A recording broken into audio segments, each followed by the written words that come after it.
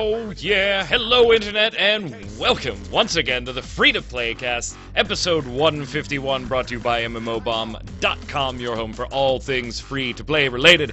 I am your host, Magicman, as always, Mike Byrne. Joining me, you know them, you love them, they're both here. Let's go first to Mr. Jason Winter. Welcome back, sir. How are you? I am doing all right, I guess. I said you're Magic Man, as always, Mike Byrne. So that means are you sure sometimes you're not Mike Byrne? There's sometimes that I am not Mike Byrne. Okay. I don't know when. Is that A when the man other of Mike, many when the other Mike faces. takes over? Right? Also on the line from Free to Play Weekly, the voice of the man with no legs, according to chat's comments last show, Mr. Zach Sharps. How are you? I'm doing all right. Could be better, could be worse. It is what it is. YouTube and Twitch think you do not have legs. I know. I don't get that. Like, I mean, I don't think we do the show standing up. Last time I checked, so I mean, No. we could.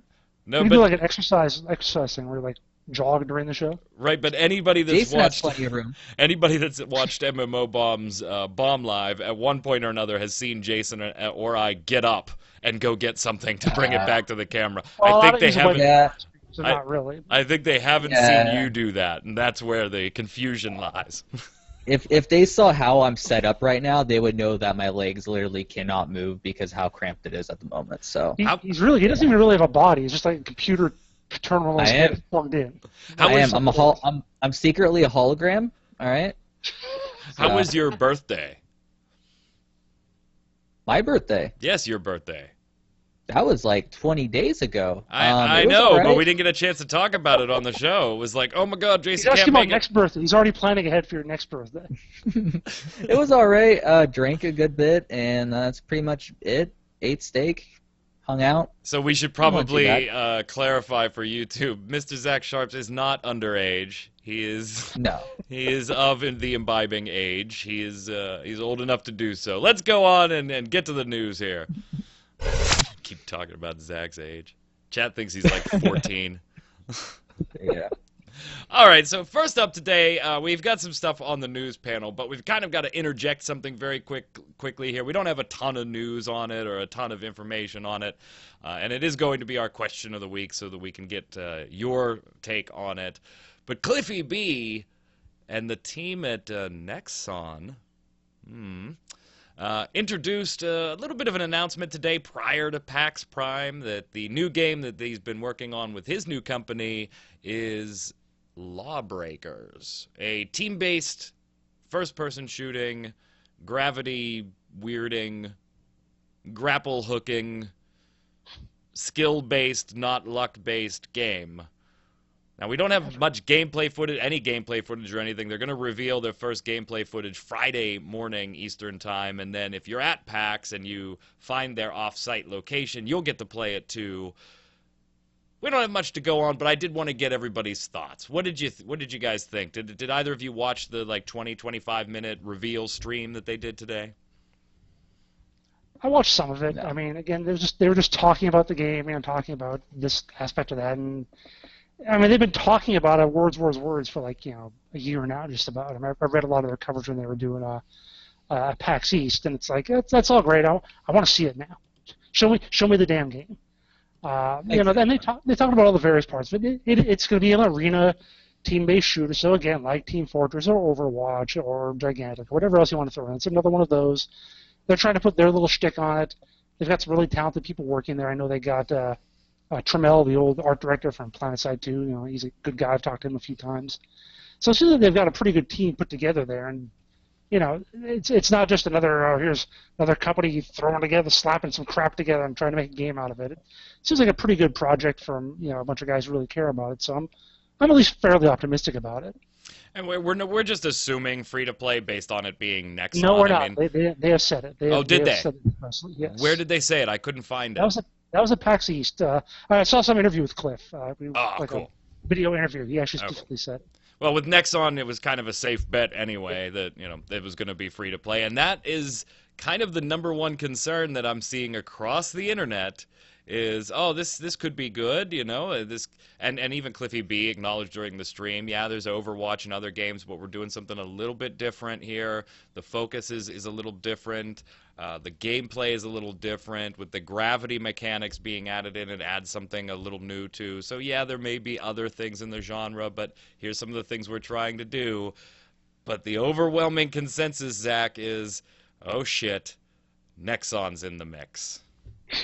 To be fair, though, Dirty Bomb is a really good free-to-play model. Some people may not think that because a couple people were a little bit misled and then did videos about it that had over like 600,000 views. I'm not going to name names, but I'm sure people know in the comments. But regardless, it's one of those things where Nexon in the past, I probably would have been a lot more pessimistic about them releasing another free-to-play shooter-type game.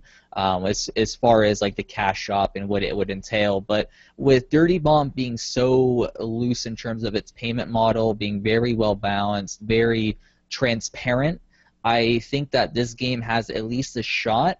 I mean, at least now we've seen that Nexon could make a good, well, have a good payment model under their belt. Obviously, they didn't probably create it; it would be the developer, but at least they have a published game that has a good payment model. So, And I don't know, I'm optimistic. I'd like to think here that Cliffy B's got his finger on the pulse enough that, you know, he's not going to let things get too out of hand on that side. I would at least hope, right, that Right. he's got, and he's certainly got the influence with Nexon to be able to kind of push back on some of that stuff. So we'll see how it goes. What did you have, Jason?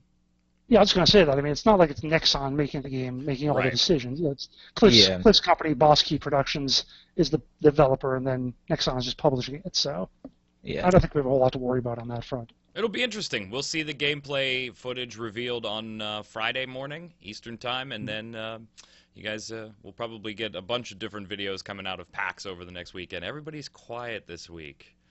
Everybody's really quiet.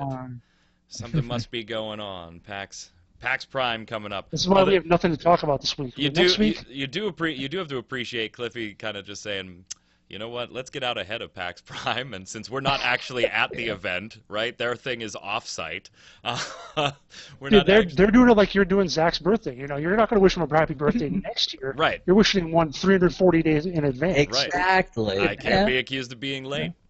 All right, so let's get to some other news. I thought this was interesting, and then before the show today, it got even more interesting. So we've seen that Tryon Worlds is bringing Devilian Online to the States, and they brought Arcade, and we're seeing a lot of those games. Blade and Soul is coming from NC Soft in a little while, at the beginning of 2016. So we're seeing a lot of these different titles from the East finally making their way over to the West. So this week we got another announcement that yet another MMORPG from the East was going to make its way west through Webzen this time, the publishers of Continent of the Ninth Seal, among other titles. The title in question, ASTA, A-S-T-A, ASTA.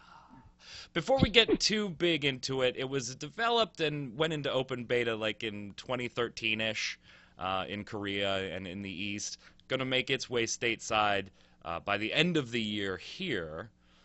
So 2 years late. Technically never came out of open beta. We did see some gameplay footage. To me, I don't know about you guys, it's kind of seemed run-of-the-mill, which I'm okay with. You know, for crying out loud, I play Final Fantasy. It's a hotbar tab targeting game, right? I'm okay with that. This is more the same hotbars, tab targeting type deal. I do like the very Eastern influence, the art style. I kind of dig it. What were your general thoughts on seeing the announcement? To me, it wasn't a great announcement, but it was, I'll try that. Yeah, no problem.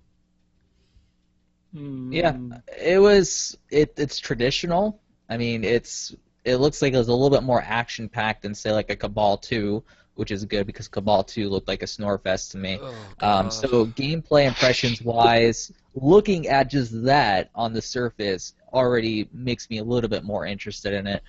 But it's still traditional. Like it doesn't seem like it's going to be offering anything new that we haven't seen before.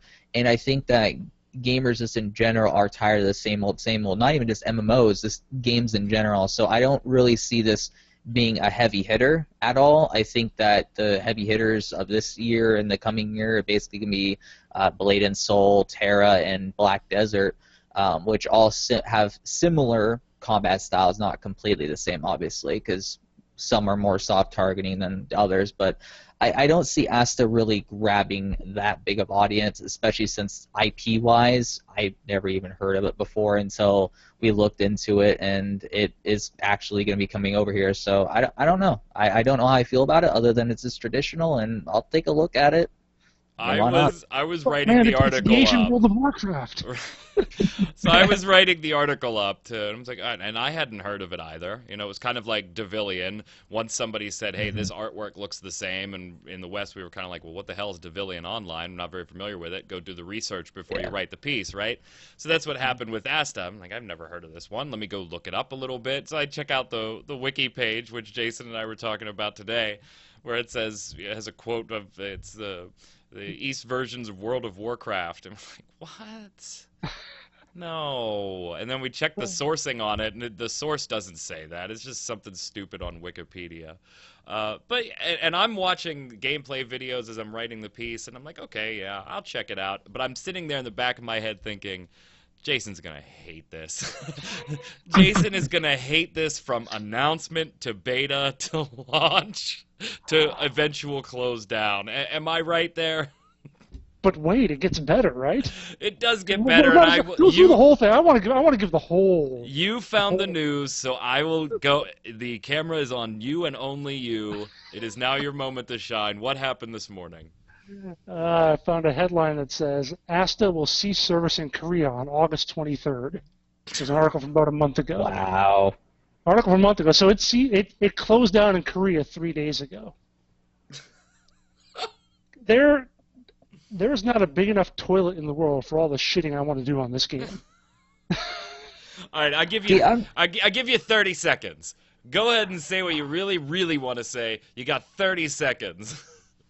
It looked mediocre to us. It couldn't even succeed over there. It ain't going to succeed over here. It is DOA.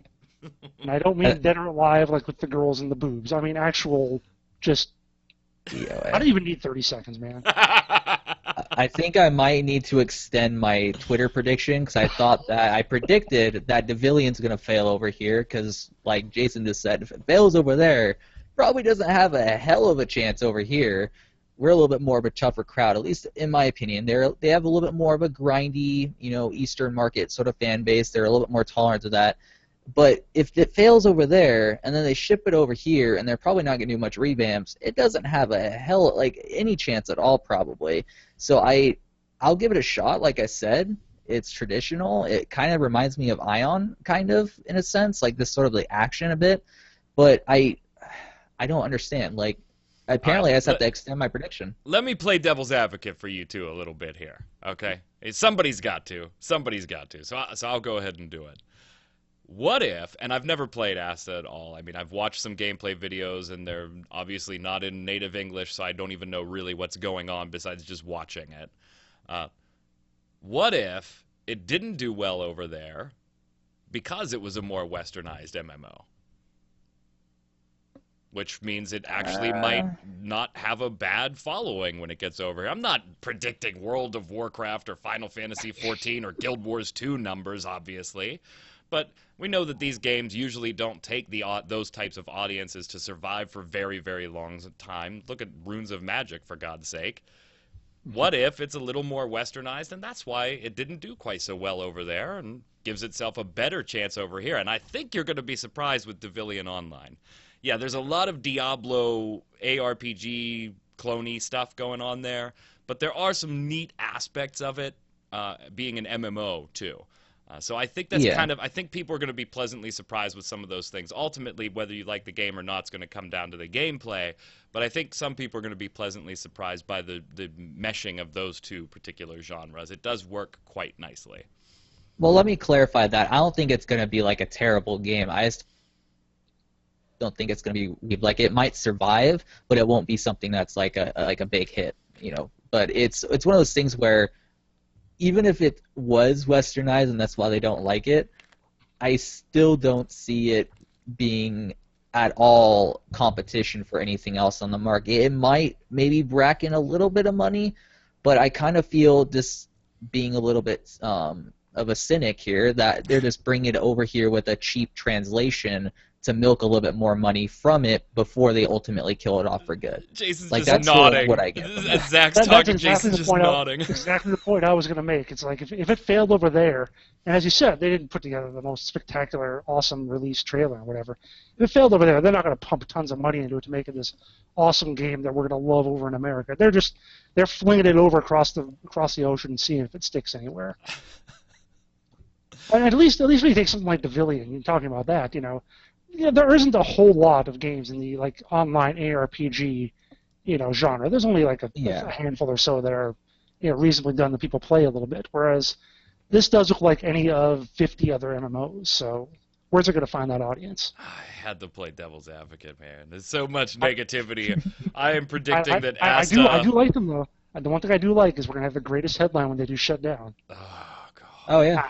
Hasta la vista, baby. For God's sake. I'm predicting WoW Killer. Next up on the news this week, our friends over at Daybreak, that does not include John Smedley anymore, and I guess John Smedley won't be coming back in some new mysterious capacity, and I'm pretty sure some people on this cast predicted exactly this when Smed was announced to be leaving. Anyway, we'll get to that. EQ2 is adding a prison server. Okay, yeah, I mean, fine. You got to get rid of your undesirables on the server. But there's some clinchers and some tweaks and some special things on this one. Not only are you moved to a prison server by a GM who is the judge, jury, and executioner for the entire process, so behave. If you piss off that one guy or girl, you're done. Once you are moved to the server, it's not just your character, it's your entire account. You're locked on that server. You can never get off of that server unless you create a whole new brand new account. And that server requires a subscription to even be able to play. Jason loved this idea from what I remember, right? I'm kind of ambivalent towards it. I mean, to me, it's on level. It's no, it's like if you do the same sort of thing in most games, you get banned and never play anything again.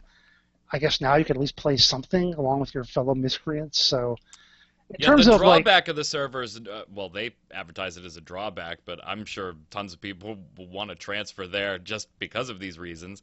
There's no monitoring. There is no customer support. Nothing. You go to this server and you misbehave with all the other misbehavers, and nobody watches. Nobody cares. I almost want to make an account just so I can go on there and like stream it. That could be money. Just stream it and see what goes on, or record videos or whatever. Zach, what do you think? I don't know. I was kind of looking at this in a positive light for a little while, but the more I thought about it, the more I kind of agreed with the last little line on your article about how it kind of just smells of financial desperation in a sense. That they're trying to, like, if it was just a jail server that was free to play, that's fine. It doesn't smell of anything. They're just basically playing a joke on people who cheat, kind of like what Titanfall did with its cheaters, making a whole separate server set for them to sort of duke it out with their aimbots and wall hacks in. But when it comes to this particular title and the fact that they require a membership, it kind of just smells as if, oh, you got caught cheating, now let me go ahead and charge you however much a month in order to continue playing and continue cheating so we can make a little bit more money off of you before you quit. Like, I look at it in the sense of a positive, like, funny thing, but then I also see the financial side of things where they're trying to milk a little bit more money out of you. So I don't know if it's financial desperation or if it's just, we're going to make... You know what I mean? So I don't know how I feel about it ultimately. Yeah,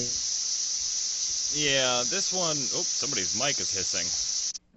Oh, there we go. All right, somebody's mic got a little hissy there. Apologies for the technical difficulties. You should have seen Skype not behaving. That's earlier today. That's why we're not recording on Skype today.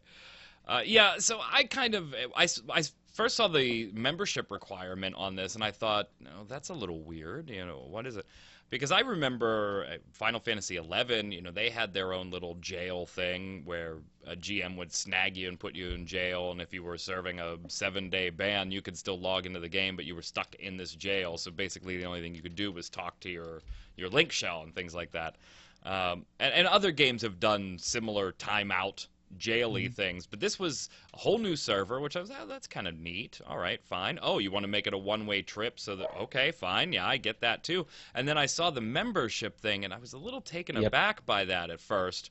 And then I saw that they're allowing people to transfer to the server. If you really want to go to a server that has really no rules anymore, you're free to do so. You can petition. It's your entire account that's going, and it's a one-way trip. You can't come back, but if you want to go there, you can. And so I thought in my brain, oh, well, the membership kind of makes sense. If you want to schmack around in Everquest II and not play by the rules bad enough to pay a subscription fee, then clearly this is a strong hobby for you. Go ahead. And if you want to transfer to play on that type of server and you're already paying a subscription anyway, what do you care? But then after I thought about it, that last little piece, I was like, you know what? 8 years ago, if you schmacked around in Everquest II, to the point where you pissed the GM off enough to ban you, they just booted you. They didn't care. They didn't want your money. But now things are, a little older, a little less populated, and it kind of just seemed like, well, we don't want to get rid of you because we'd like you to pay a subscription fee. How about if we give you your own server, Jason? Doesn't it? Well, Go ahead, Jason. I don't know. I think the number of people, the percentage of people who are going to do this, and then of those percentage, ones who get kicked there and then want to keep paying to do it, I think that's kind of small. I mean, I think it's the sort of thing that's not going to put some sort of major dent in their bottom line unless they're really hurting that bad. I think that like with a lot of things they do over at Daybreak now, it's a PR stunt. It's getting us to talk about it on their show. So I think it's more of that than it is any sort of actual money-making bottom line kind of thing. I will tell you this, if it didn't have the membership fee, it would instantly become the most populated Everquest II server. But doesn't it kind of strike the wrong chord of Daybreak's been attacked numerous times by DDoS attacks and stuff like that, and yet now they're making a cheating server. Like, that also kind of is like, really, Daybreak? Like, you would think that out of all companies, Daybreak would not be the one that would do this because they've been targeted by people who like to cause disruption. So you'd think that they would want to sort of strike the ban hammer and just be done with it. But now they make a server where they're like, oh yeah, just have free reign to do whatever the hell you want. I'm just saying they announced this. They announced this, and then we found out Smed was leaving. I think they were worried about him trolling the EQ2 servers. I think that's why. Smed has to go to he has to go to the bad server, the prison server. There you go. Instantly. Jason, did you have another thought there? Go ahead.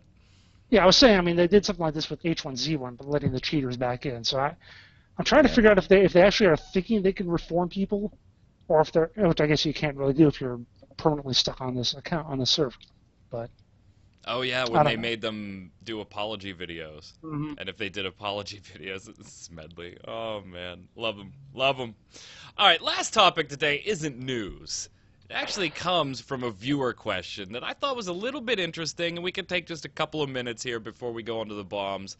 It really didn't fit as a viewer question because I think we'll have to take a few more minutes than we typically do for those. So Slightly Mad says, tired of news and the same thing all over again, Magic Man. I want you guys to get serious in here. So guys, get your serious faces on. I want to know if companies spy on players and use it to kill people in PvP, making them spend more money faster. Isn't that stealing? Can gaming companies go to jail also? I want to know if there's any kind of gaming organization to defend players. There are laws, or are there any laws that they can use, just whatever scheme they just feel like, to make more money from the player and get it to spend it as they wish?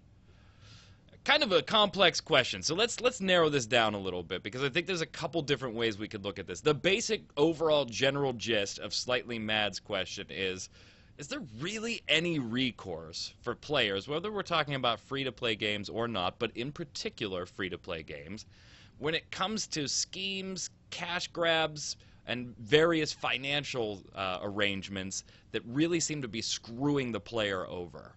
is there really any recourse? And I want to take this in two different directions if we could.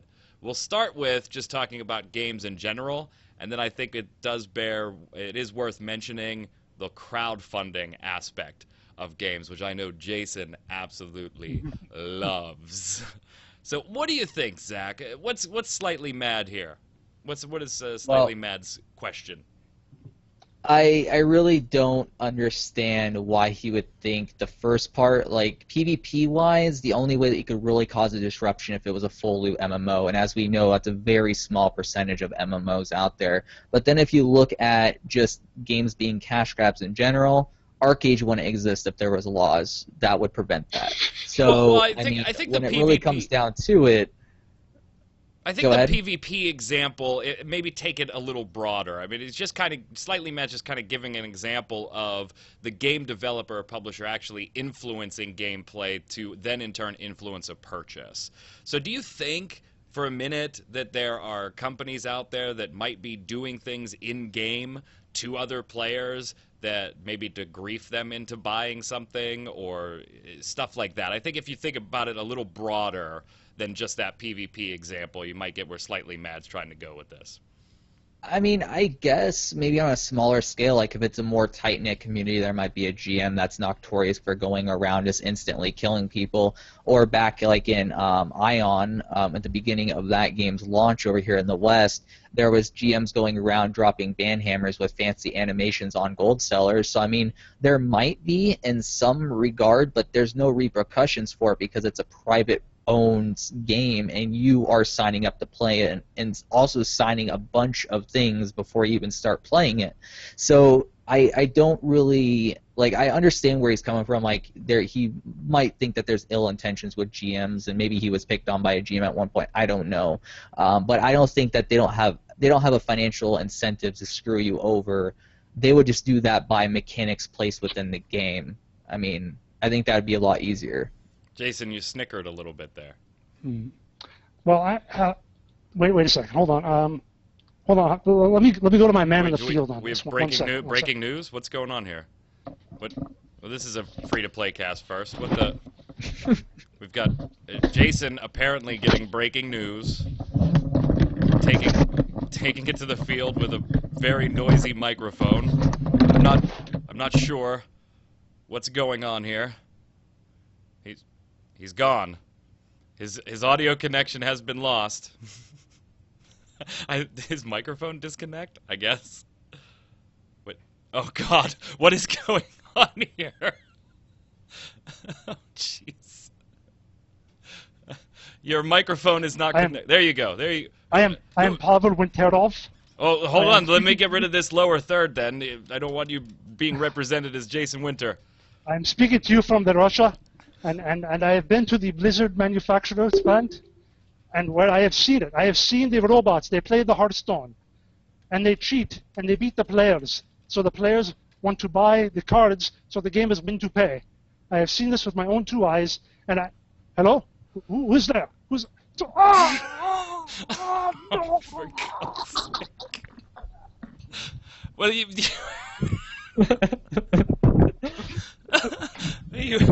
heard it here first. Apparently it has been seen.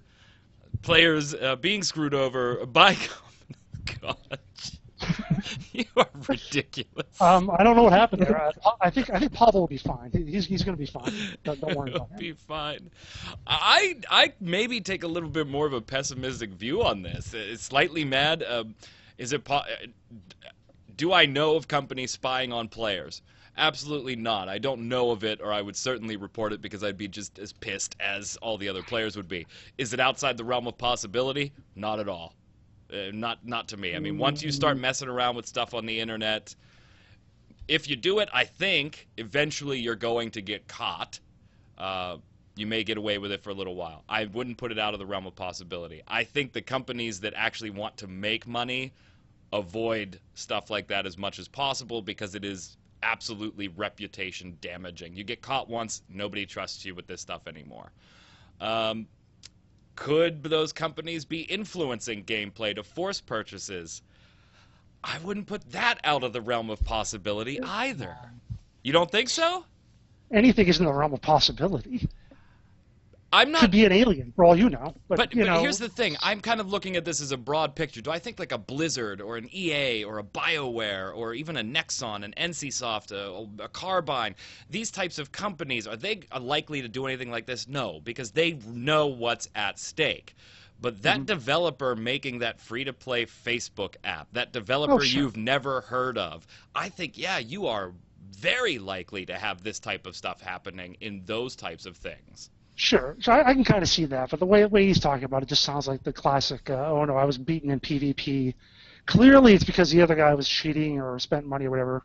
Nothing to do with skill. It's clearly that guy was cheating. I mean, when it comes down to it, I mean, I understand, like, from a mechanic standpoint, yeah, of course, every game developer, every free-to-play games towards its cash shop. Every time you see an XP scroll, that means the XP rate was lower because they want, not necessarily drastically lower in some cases, but at least lower for a good bit. And then the inventory madness that we see in every free-to-play game, where there's sometimes, and Jason hates it to death, when the inventory management is absolutely garbage, and you pick up 50 trash items that you have to sell at a vendor, but you only have like 15 slots in your bag, so like spend money on the cash shop. So there is mechanics that, of course, are deviously influencing your incentive to purchase stuff on the cash shop. That's a given. But I don't think it's individual like game managers that are going around like killing you or causing havoc or taking over a mob and, you know, wrecking you with that mob or, you know, stuff like that. I don't think that's the case. I really don't know, don't. man. I think the smaller and less known the company becomes, the more likely something like that is absolutely possible. When you start at the top with the huge companies. Have you ever heard of this? Has this ever been recorded? Absolutely not. Absolutely not. But if you have your own little never happened, but right, if you have your own little company though, and you get caught, and then they throw you and you close your company down, it's no big deal for you to open said company back up under a new name either. You know, that's. I just think the less known things are, the more likely that type of stuff is. I wouldn't put it past people. Hashtag Illuminati confirmed. Oh, for crying out loud. The other portion of this that I do have a really, really big problem with, and Jason, you and I have talked about this behind the scenes a lot, is the crowdfunding aspect where you have almost no recourse on the crowdfunding aspect of things. And yeah, some of them, there's a big one right now that is, to me, personal opinion only, bordering on flat-out scam right now. In Star Citizen. I don't know the ins and outs and behind the scenes, but man, this thing was supposed to be out in this form 2 years ago, in this form last year, and the more and more I just see going on with that one, and Jason, that's 86, 90, whatever it is, $1 million now. There's no recourse for this stuff right now. The laws aren't changing with the technology. Hey, in the UK, you guys finally got that, your laws passed that allow you refunds on digital purchases, and Steam has updated its refund policies, so we're seeing a little bit of progress here on the side of the average gamer. But when it comes to crowdfunding, good grief.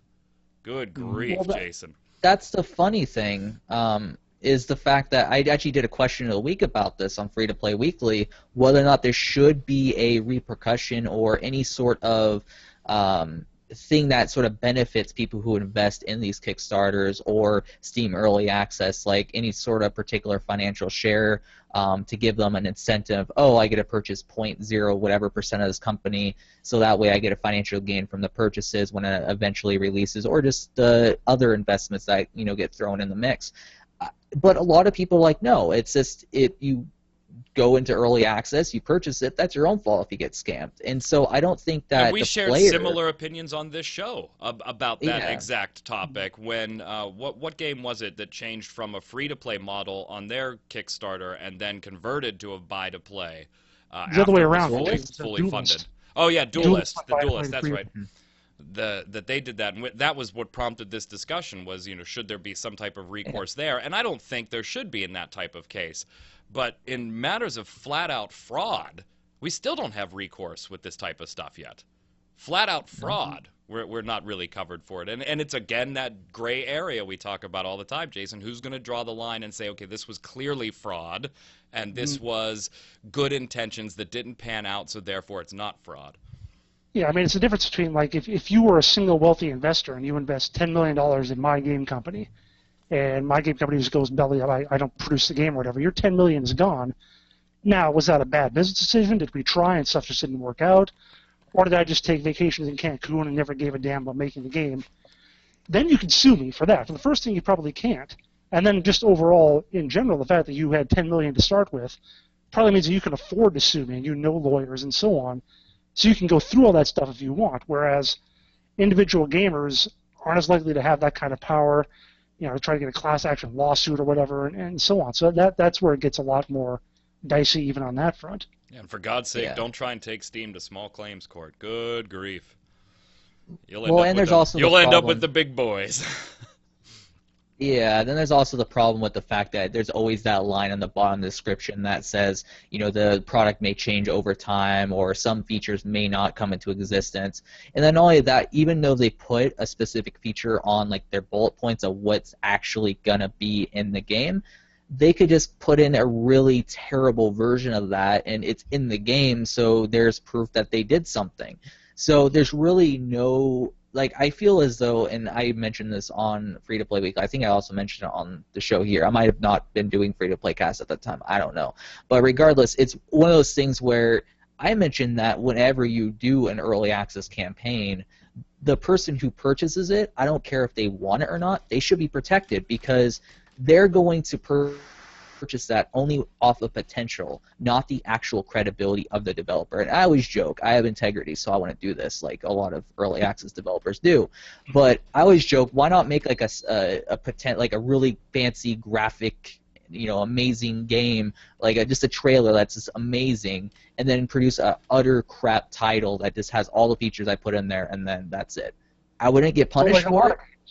Yeah, just like a lot of games. And that's the thing. It's like, why do people accept this crap when they should feel like the company is financially and also lawfully obligated to produce at least close to what they said they were going to? I'm not saying Star Citizen's in this camp.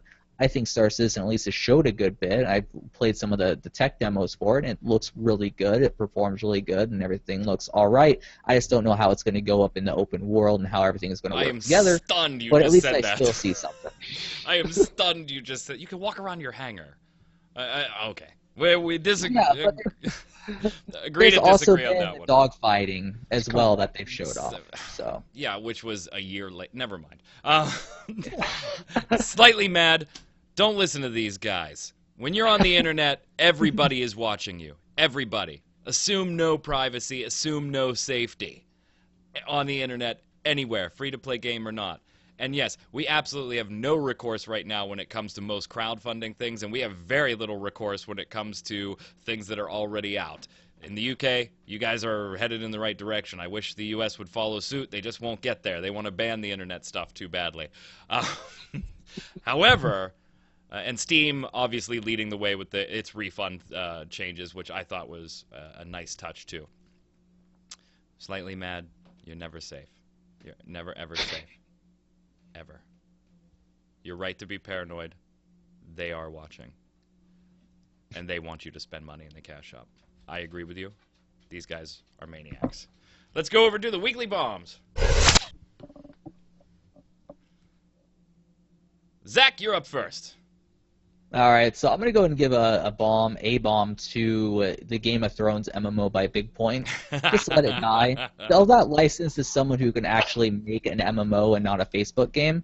I would really appreciate it. Like, sell it to Crowfall. That way, instead of just being Crowfall, it would be Game of Thrones Online. At least something. You know what I mean? Like, there's so much potential within the Game of Thrones universe that if they were to create an MMO off of it, I would argue it would be about as big as Star Wars: The Old Republic's hype train was when that game was announced and progressing through its development stages. I think that would be a major hit. It just takes the right developer with the right imagination, and Big Point is just going to tarnish any sort of chance with that if they own the license for it and they're going to be producing another Game of Thrones style Facebook game, browser-based game, whatever the hell you want to call them. Most browser games are just Facebook titles anyhow, in my opinion.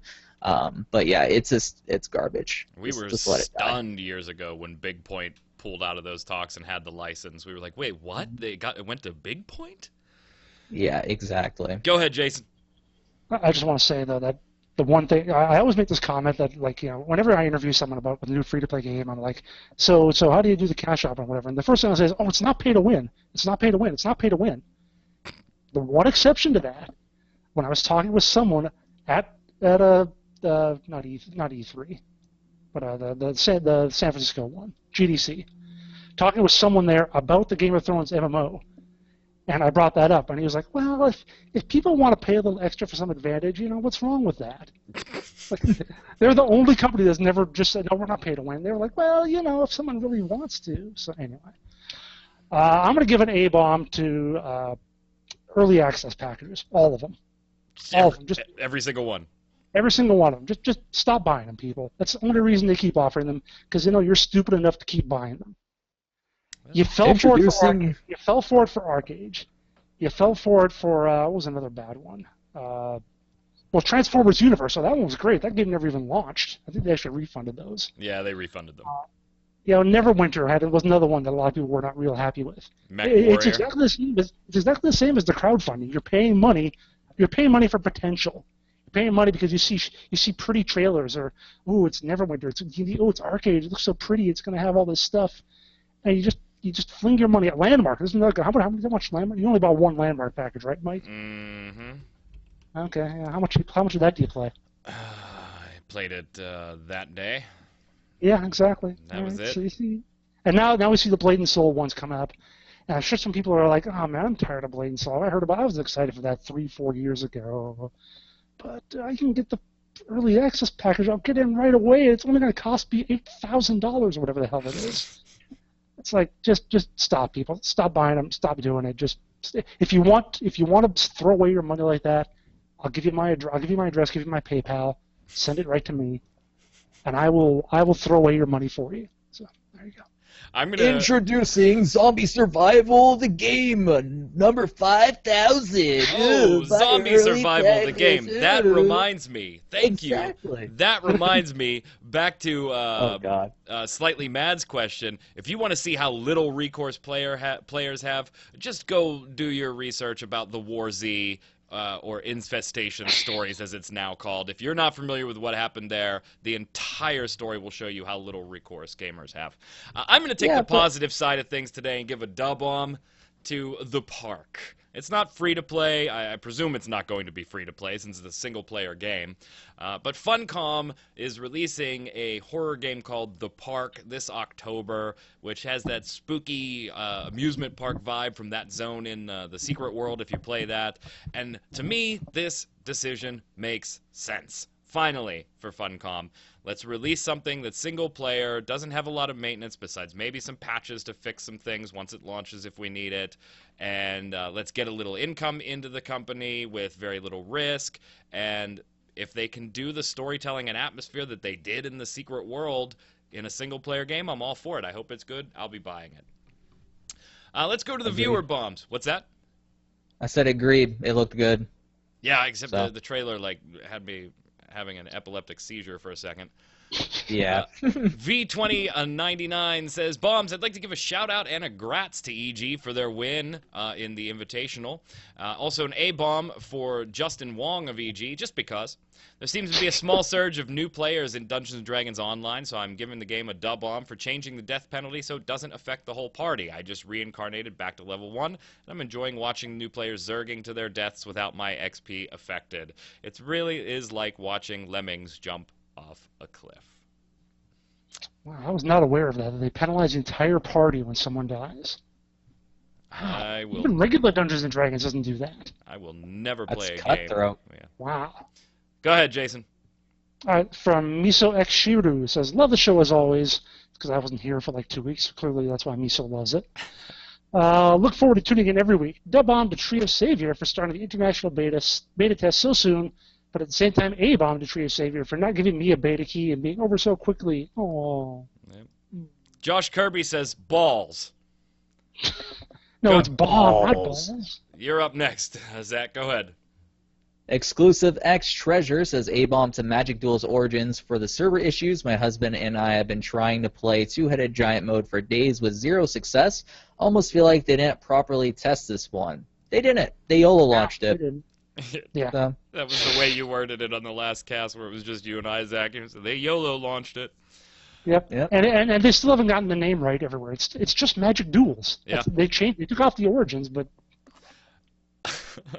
Michael Louisel says, LOL, guys. Mike, I think it's because your hair seemed more orange-red, talking about my haircut that one week. My name is pronounced Louisel, but you've had every time you announce my da-bomb, so da-bomb to you for trying. Thanks. it's like Loisel. There was a baseball player by that same name, Loisel. Yeah, I'll take the pity points. I'll take. Let me know if I'm right, Michael. Question of the week last week: how would you put Persistent World into a MOBA? Melissa Chavez says, question of the week, I consider myself a MOBA whore. I play almost every big MOBA and a few smaller ones, so I would try really any MOBA that comes out. But I think adding a Persistent World to a MOBA sounds difficult, since it's kind of asking you to choose between two games in one, such as if they make the MOBA really good and the world isn't really interesting, then why would you ever be in that world, or vice versa?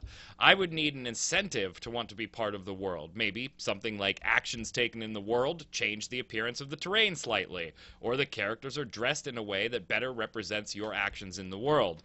That could also go vice versa, such as maybe there's a small change in the world depending on various factors such as who's the most popular character, the highest win rate, etc. Then I'd be a little more interested to join in and see what's going on. P.S. I love you guys. We love you too, Melissa. Thank you. P.S.S. If you guys read this on the video, hi, Mom. Hi to Melissa Chavez's mother. Everybody say hello to Mom. Go ahead. hello. There you go. Jason, say hello to Melissa's mother. I'm going to say hi to my mom. So there. Touche, sir. Go ahead. You're up. The Big YC says, if I'm implementing a persistent world in a MOBA, I'll probably make sure that the player will see the consequences in the battlefield.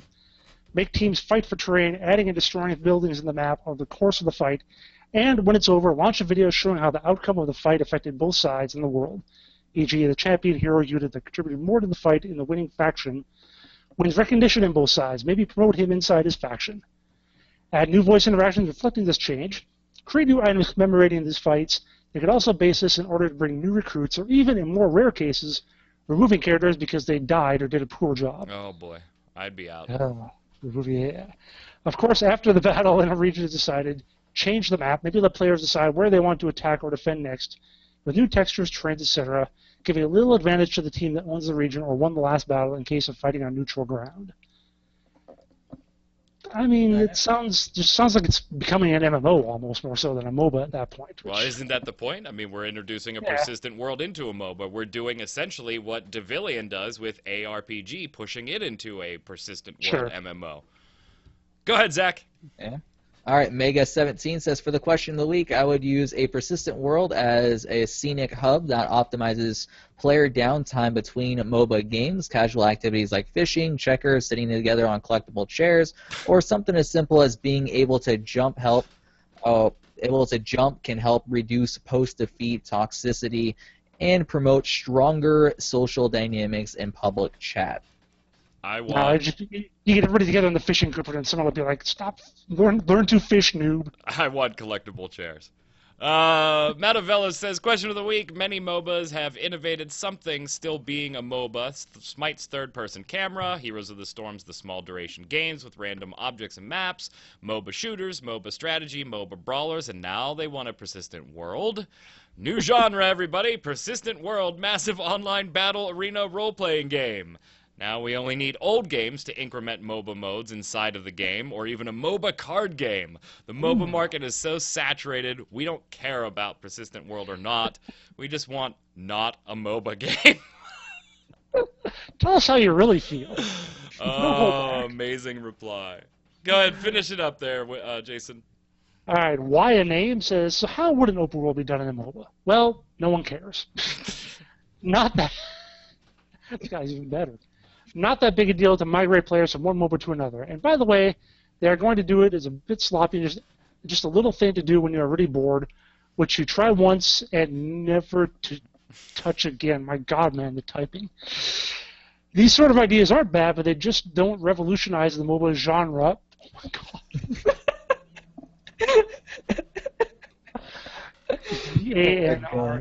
Genre. and will fail the most. Sad that some companies don't want to bail the thing now and throw more money into the MOBA toilet. One word, MOBA toilet. I personally love MOBAs, but really this just has to slow down. I couldn't agree more.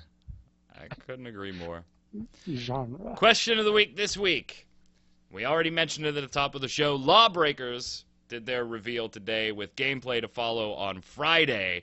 But since we don't have a lot of information yet, we want to see what your first impressions are. If you're watching this on the 27th, the day it posts, you'll have to wait one day for the gameplay footage. But if you're watching this Friday and beyond and you've seen some of the footage, you got the information, what are your first impressions of LawBreakers, and how do you feel about Nexon being part of the picture? Until next time, Jason Winter, where can everybody follow you? You can find me on the Twitter at WinterInformal. Find me streaming at twitch.tv/JasonWinter, and just flush it all down the MOBA toilet. Mr. Sharps.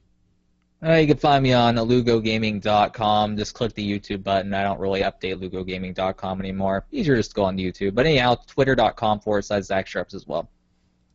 I'm Mike Byrne, a.k.a. Magic Man, sometimes known as Mike Byrne, often known as Magic Man, sometimes known by other names. Jason Winter doesn't know all of them. I don't want him to track me down. Maybe you're the Russian spy. If you want to follow me, you can do that on Twitter at magicman1, MAGICKMANN1, or of course come on over to mmobomb.com. Until next time, stay safe. See you on the servers.